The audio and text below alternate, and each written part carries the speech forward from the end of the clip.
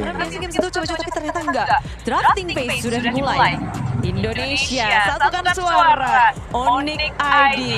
Kita akan mengawal mereka. Semoga untuk masuk ke babak semifinal secara mulus. Karena bandlist dari band yang udah ada Fanny, Cici, Lutfi masuk dalam respect band. Iya.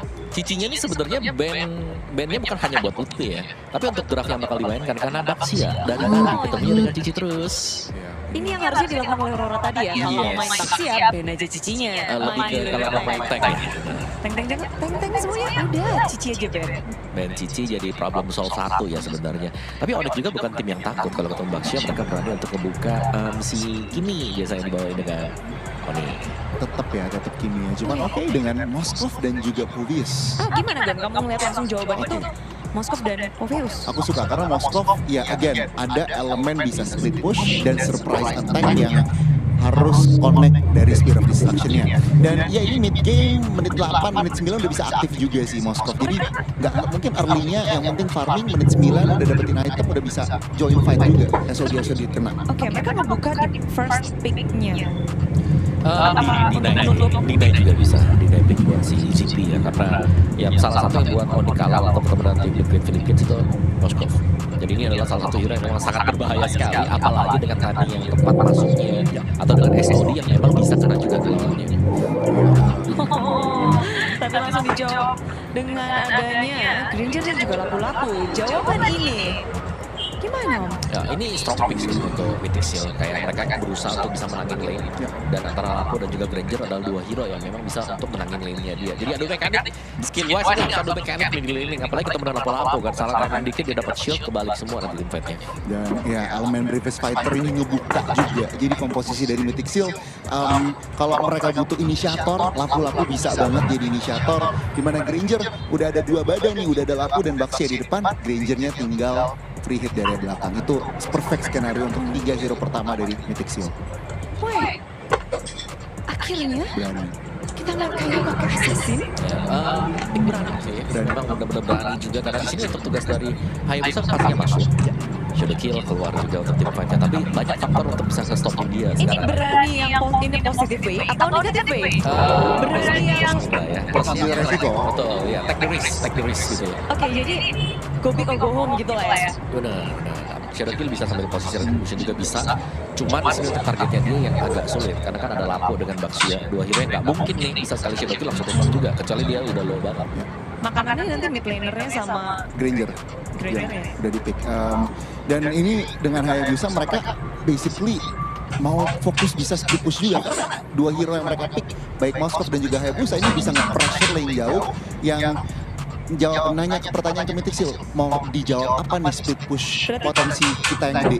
Kemungkinan besar Onyx akan menghindari peperangan yang ada dan memilih untuk split aja mainin makronya. Ya, di awal-awal ya, di turtle yang pertama kemungkinan ya mereka bakal menghindar untuk setup di turtle ya, karena turtle setebal lapo-lapo dengan Baxia Ya. damage kecil banget nanti. Lepasin turtle pertama. Tapi ada yang di trade kan, buffnya Baxia bisa hilang yang purple. Karena kalau snowball ke arah mythic bisa jadi bahaya. Pasti ya, sama-sama. Sebenarnya kalau melihat draftnya Onyx, mereka bisa main pick of play satu, terus juga mereka bisa main split push. Sedangkan untuk front to backnya pasti Mythic Seal ini mereka strong banget di sana. Karena mereka punya Granger juga yang dimana punya nanti satu Sky Pierce udah join team fight terus-terusan. Nyari kill ya, Nyari kasih kill, kill ke arah final kill ke arah Granger supaya Sky Pierce-nya maksimal. Dan untuk dari Front to back dari Mythic Seal sendiri kalau dilihat berarti ini emang udah mereka munculkan tuh di area group stage dan mereka bawa ini bakal jadi bagus kan untuk Mythic Seal. nah yang team fight kayak gini udah pernah mereka bawakan sebenarnya dengan ada laku segala macam. Cuman ya aku expect mungkin ini late game-nya gimana dan ngebalansin split push potensinya seperti apa di draft ini. Karena kalau aku ngeliat sejauh ini belum terjawab, akan kemakan lane jauhnya dan itu yang akan dimainkan makro dari Onyx. Itu sih sebenarnya sejauh ini aku lihat Mythic Seal harus respon. Apa kira-kira yang bisa nge-pressure off dari far lane-nya? Ya, sementara waktu untuk 3 awalnya, Mythic ini mereka pasti pegang early game. Early mid lah tujuannya buat Mythic, sedangkan Onyx lebih ke late game kan. Jadi butuh sesuatu untuk bisa nge-delay powernya dan ada badang. Sering kita lihat badang dari si Kibo ya. Dan ini juga bentuk dynamic karena udah gak ada Cho, gak ada badang. Nah, Boye pakai siapa nih sekarang? Boye apa? Ya kalau Baxian di flash lucu terus. Bisa jadi. Tapi kalau ini lawannya pemain dari Onyx, Romer. Baxia Roman ini. Masih tanda tanya, masih misteri ya. Karena kan mayoritas assassin pakainya. Iya, sayang juga. Joy itu dia, Joy dan Selena yang di belakang. Wah, mereka all in early dong basically. Tapi aku tiba-tiba jadi suka dengan Onyx loh, karena mereka mainin Joy kan. Joy dengan patch yang sekarang juga lumayan bisa di cancel.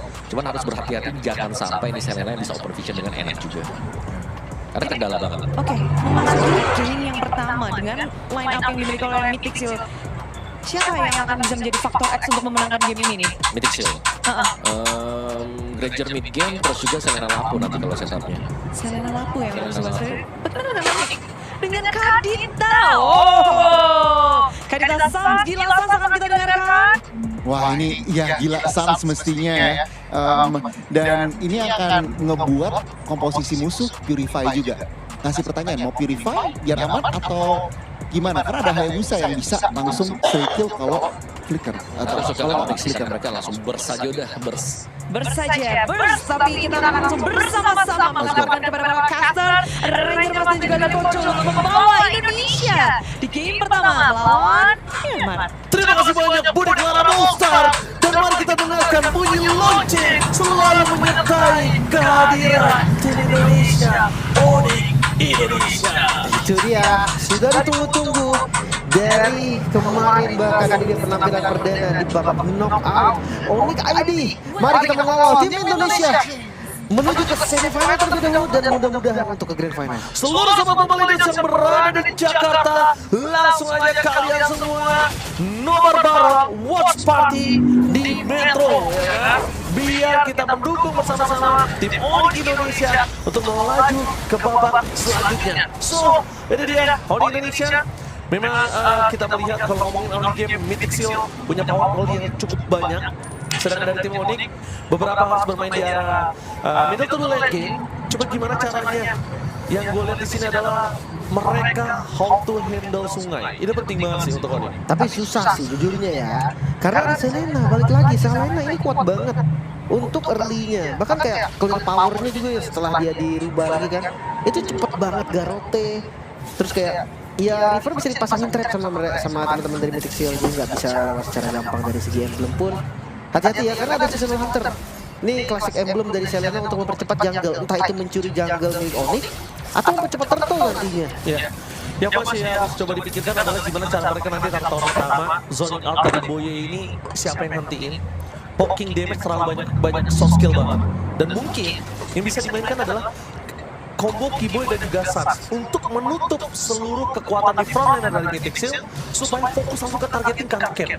Iya dan enak sih sebenarnya kalau misalkan ya Safera misalkan bantuin clear tengah nih dan bantu gitu pakai SOD. Combo sama Keyboy ini juga enak, ditembokin kasih Spirit Mystery itu untuk connect.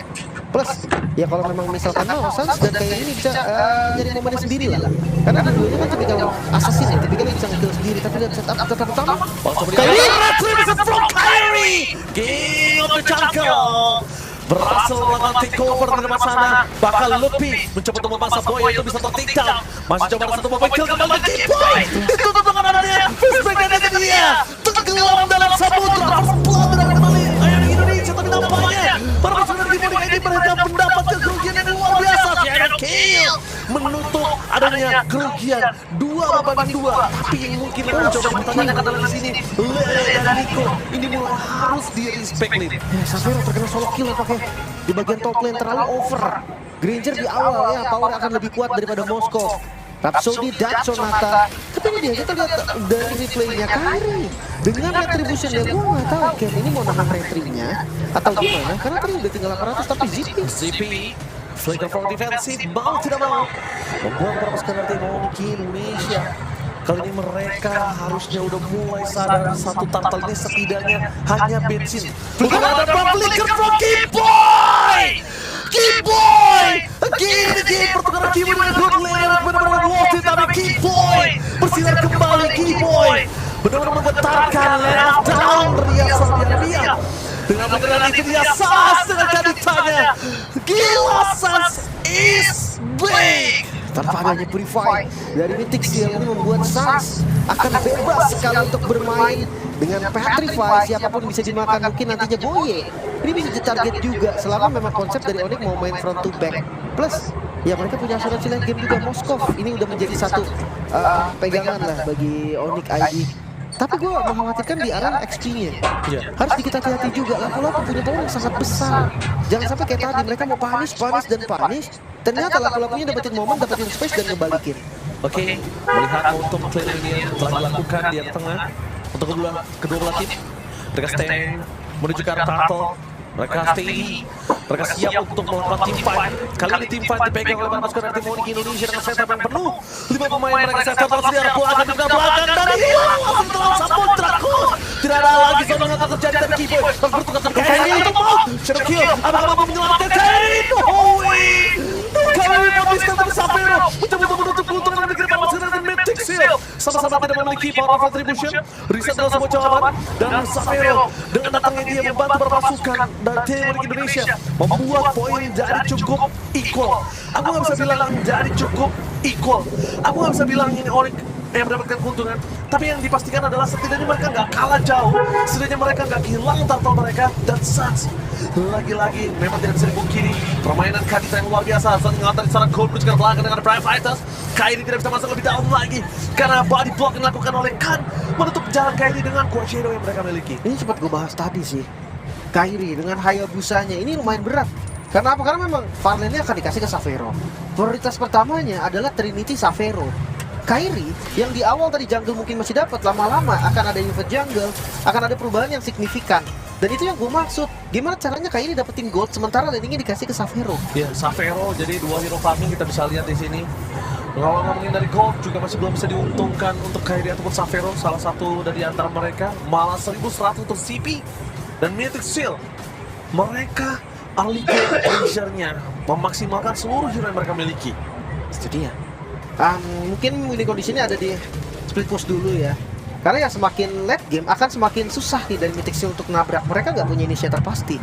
Lapu-lapu semakin late game semakin ada obatnya. Iya betul. Mungkin nanti dari item defense atau Wind of Nature dari Savero itu bisa jadi solusi juga.